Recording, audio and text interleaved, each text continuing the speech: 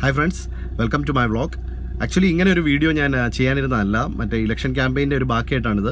അതിൻ്റെ കൂടെ ചെയ്യേണ്ടതാണ്. പക്ഷേ ചില കാര്യങ്ങൾ കൂടെ ആദ്യം അത് ചെയ്തു, അങ്ങനെ നിന്നു. അതുകൊണ്ട് ഇത് വേണ്ടാന്ന് വിചാരിച്ചായിരുന്നു. പക്ഷേ ഇപ്പോൾ ഈ വീഡിയോ ഷെയർ ചെയ്യണമെന്ന് ഓർത്തു. കാരണം ഇതൊരു വൈറ്റൽ ഇൻഫർമേഷൻ പ്ലസ് ഒരു സന്തോഷമാണ്. മറ്റൊന്നുമല്ല, മഹാനീർ ബിൻ മുഹമ്മദ് എന്ന് പറയുന്ന മലേഷ്യയെ എക്കാലത്തെയും മികച്ച ലീഡർ, മലേഷ്യയിലെ ഏറ്റവും കൂടുതൽ നാൾ പ്രൈം മിനിസ്റ്റർ ആയിരുന്ന മലയാളി ബേസ് ഉള്ള ലീഡർ വീണ്ടും ഭരണത്തിലെത്തിയിരിക്കുന്നു. ആദ്യമായി ഒപ്പോസിഷൻ പാർട്ടി വിജയിച്ച് കയറി. കാരണം ബരിസ നാഷണൽ എന്ന് പറഞ്ഞ പാർട്ടി 61 വർഷമായി ഭരിച്ചുകൊണ്ടിരിക്കുകയായിരുന്നു. ആ പാർട്ടിയിലായിരുന്നു ഇപ്പോഴത്തെ പ്രൈം മിനിസ്റ്റർ ആയിരുന്ന നജീബ് റസാഖിൻ്റെ അച്ഛനും അങ്കിളും. തുടർന്ന് ആ പാർട്ടിയിലെ തന്നെ മഹാതിർ മുഹമ്മദും ഭരിച്ചു. അവിടെ തന്നെ ആ പാർട്ടിയിൽ തന്നെ ഉണ്ടായിരുന്ന നജീബ് റസാഖാണ് 2009 മുതൽ 2018 വരെ ഇവിടെ 9 വർഷം ഭരിച്ചത്. അപ്പം ടോട്ടലി എല്ലാവരും ആ പാർട്ടിയിലായിരുന്നു. ഒപ്പോണൻസ് എല്ലാവരും ഇപ്രാവശ്യം ഒന്നിച്ചുകൂടി ചെറിയ ചെറിയ പാർട്ടിയൊക്കെ ഒന്നിച്ച് കൈകോർത്ത് ഹരാപ്പൻ എന്ന് പറഞ്ഞ പാർട്ടിയുടെ പ്രൈം മിനിസ്റ്റർ കാൻഡിഡേറ്റ് ആയിട്ട് മഹാതിർ മുഹമ്മദ് വന്നു. അതിന് കാരണം മറ്റൊന്നുമല്ല, 2015 ഒരു വലിയ അലിഗേഷൻ. മഹാതിർ മുഹമ്മദ് അതിനെ എതിർത്ത് നജീബ് റസാഖിൻ്റെ റെസിഗ്നേഷൻ ഓപ്പണായി ആവശ്യപ്പെട്ടു. പക്ഷേ അത് നജീബ് റസാഖ് പല രീതിയിൽ ബ്ലോക്ക് ചെയ്തുവെങ്കിലും വലിയൊരു റാലി, മലേഷ്യൻ ഹിസ്റ്ററിയിൽ ആദ്യമായി റാലിയൊക്കെ നടത്തപ്പെട്ടു. മഹാതിർ മുഹമ്മദും ഭാര്യയും ചേർന്ന് നടത്തിയ റാലിയൊക്കെ വലിയൊരു ഇതായിരുന്നു, ന്യൂസായിരുന്നു. തുടർന്ന് 2016 പാർട്ടിയിൽ നിന്ന് റിസൈൻ ചെയ്ത് അവർ മുഴുവനും കൂടി ഓപ്പോസിഷൻ പാർട്ടി ചേർന്നു. പുതിയൊരു പാർട്ടി ചെറുതായിട്ട് രൂപീകരിച്ച് ഓപ്പോസിഷൻ പാർട്ടിയിൽ ജോയിൻ ചെയ്തു.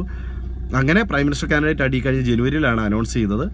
അത് അപ്പോൾ ഓർത്ത് നോക്കണം, അത്രമാത്രം ഈവൻ അദ്ദേഹം ഒരു അച്ഛൻ വഴി മലയാളി ബേസ്ഡ് ആണ്, ഫുള്ളി മലൈ സിറ്റിസൺ ആണെങ്കിലും മലയാളി ബേസ്ഡ് ഒരു ഇന്ത്യൻ ഇതൊക്കെ ഉള്ളതാണെങ്കിലും മറ്റേ നജീബ് റസാഖ് പ്യുവർലി മലേഷ്യനാണ്.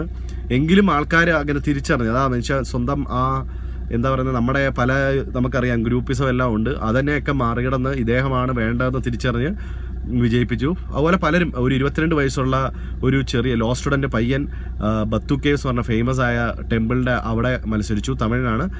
അവനും അതുപോലെ ജയിച്ചിരുന്നു. ഏറ്റവും ചെറിയ MP ആയി പാർലമെൻറ്റിലേക്ക് എത്തുന്ന മലേഷ്യൻ ഹിസ്റ്ററിയിൽ. അങ്ങനെ പല നല്ല കാര്യങ്ങൾ ഒന്നിച്ച് തുറന്നു വന്നു. അതുകൊണ്ട് ഇന്ത്യൻസിനും ഒക്കെ ഇനി ഒരുപാട് ഗുണങ്ങളുണ്ടായേക്കാം. കാരണം മഹാതിർ മുഹമ്മദ് എന്ന് പറയുന്ന ആൾ ഇപ്പോഴും ചികിത്സയ്ക്കായിട്ട്, നമ്മുടെ മെഡിക്കൽ ടൂറിസമൊക്കെ വളരെ സ്ട്രോങ് ആണല്ലോ, അങ്ങനെയൊക്കെ കേരളത്തിൽ വരാറുണ്ട്. അപ്പോൾ ഇനി അങ്ങനത്തെ കുറേ ഗുണങ്ങൾ കിട്ടിയേക്കാം. നമ്മളിപ്പോൾ മലയാളി ആയതുകൊണ്ട് മാത്രമല്ല, അല്ലെങ്കിൽ ഒരു ഇന്ത്യൻ ആയതുകൊണ്ട് മാത്രമല്ല, എന്താ പറയുക, അദ്ദേഹം മലേഷ്യ എന്ന് പറയുന്ന ഒരു ഡെവലപ്പ് കൺട്രി ഇതുപോലെ ആക്കിയത് അദ്ദേഹമാണെന്ന് പറയുമ്പോൾ അതിൽ നമുക്ക് അഭിമാനിക്കാം. കാരണം നമ്മുടെ ഇവിടുന്ന് പോയി നമ്മൾ ആ ഒരു വ്യത്യാസം കാണാതെ അദ്ദേഹം മലേഷ്യ ലീഡ് ചെയ്തു. ഇപ്പോൾ വീണ്ടും അദ്ദേഹത്തിനെ ആദ്യമായ പാർട്ടി തോക്കുന്ന രീതിയിൽ അദ്ദേഹത്തിനെ ജയിപ്പിച്ച ആൾക്കാർ എത്തിച്ചെങ്കിൽ അത്രമാത്രം സ്ട്രോങ് ആയിട്ടായിരിക്കും. അതും നമ്മുടെ ഇവിടെ നമുക്ക് എപ്പോഴും കാണാം, ഒരു കോട്ടയംകാരനായതുകൊണ്ട് നമുക്കും സ്ഥിരം അറിയാവുന്നതാണ്, പാർട്ടികൾ സ്ഥിരമായ ശത്രുക്കളോ മിത്രങ്ങളോ ഇല്ല. പിന്നെ വളരും തോറും പിളരും തോറും വളരും എന്ന് പറയുന്ന പ്രത്യയശാസ്ത്രങ്ങളൊക്കെയാണ് ഇവിടെ ഉപയോഗിക്കുന്നത്. പക്ഷെ അവിടെ ആദ്യമായിട്ടാണ് പാർട്ടിയിൽ നിന്ന് റിസൈൻ ചെയ്ത് വേറൊരു പാർട്ടിയിൽ പോയി ജോയിൻ ചെയ്യുന്ന സംഭവമൊക്കെ. അതൊക്കെ തന്നെ വലിയ ന്യൂസായിരുന്നു. തുടർന്ന് ഇത്രയും വലിയൊരു സ്ട്രോങ് ലീഡറൊക്കെ വരുമ്പോൾ ഒരു സ്ട്രെയിറ്റ് ഫൈറ്റായിരുന്നു നടന്നുകൊണ്ടിരുന്നത്. ഏതായാലും നല്ല കാര്യം. ഇനിയിപ്പോൾ ഒരു നല്ല ഭരണം ഉണ്ടാവുമെന്ന് പ്രതീക്ഷിക്കുക. ഒരു ന്യൂ ഗവൺമെൻറ് ആദ്യമായിട്ട് പുത്രാജിയെ കീഴടക്കി. പുത്രാജിയാണ് അവിടെ ഹെഡ് ഓഫീസ്. അങ്ങനെ ഇനി അവരുടെ ഒരു നല്ല രീതിയിൽ ഇപ്പോൾ ഒരു 92 വയസ്സിന് മേളിലാണ്. ഇന്നലെ അദ്ദേഹം അനൗൺസ് ചെയ്യുമ്പോഴും ഒരു എന്താ പറയുന്ന ഒരു തമാശ രീതിയിൽ ഒക്കെയാണ് ഭരണത്തിൻ്റെ കാര്യമൊക്കെ ചോദിക്കുമ്പോൾ, ഇതുവരെ ഭരണം ഇല്ലായിരുന്നു, ഇനി നല്ല രീതിയിൽ എങ്ങനെ ഭരിക്കാമെന്ന് വീണ്ടും ഞാൻ നോക്കട്ടെ എന്നൊക്കെ പറഞ്ഞ് അങ്ങനെ വളരെ രീതിയിൽ ഒരു ഫ്രീ ആയിട്ടുള്ള ഒരു ടോക്കൊക്കെ ആയിരുന്നു.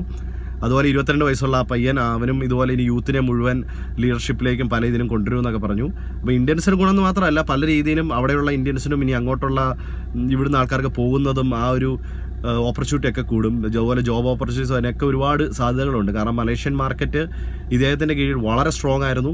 ഇനിയും അതുപോലെ വീണ്ടും സ്ട്രോങ് ആയിട്ട് തിരിച്ചെത്തുമെന്ന ഉറച്ച പ്രതീക്ഷയിലാണ് എല്ലാവരും.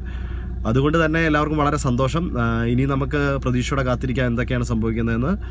ഏതായാലും വളരെ നല്ല കാര്യം. ഇതിനെ തുടർന്ന് ഇനിയിപ്പോൾ നമ്മുടെ ടൂറിസം അങ്ങനെ എന്തെല്ലാം വികസിച്ച് വരികയാണെങ്കിൽ അത് നമുക്കെല്ലാവർക്കും ബെനിഫിറ്റ് കിട്ടുന്നൊരു കാര്യമാണ്. ഇപ്പോൾ മലയാളി എന്ന രീതിയിൽ അഭിമാനിക്കുന്നു. അതിലുപരി മലയാളിയെ ഒരു നാട്ടിൽ പോയി, മലയാളി അല്ലെങ്കിലും മലയാളി ആ ബേസുള്ള ആൾ ഇതുപോലെയൊക്കെ ചെയ്യുന്നതിൽ ഒരുപാട് സന്തോഷം. എല്ലാവർക്കും മോട്ടിവേഷൻ ആകട്ടെ, നമുക്കെല്ലാവർക്കും ഇതുപോലെയൊക്കെ പറ്റട്ടെ എന്ന് ആശംസിക്കുന്നു. ഇനി ബാക്കി നമുക്ക് കാണാം. ഇതുപോലെ ഇനി തുടർ ന്യൂസുകൾ ഇനിയിപ്പോൾ കുറച്ചുകൂടെ എനിക്ക് കാണാമെന്ന് വിചാരിക്കുന്നു.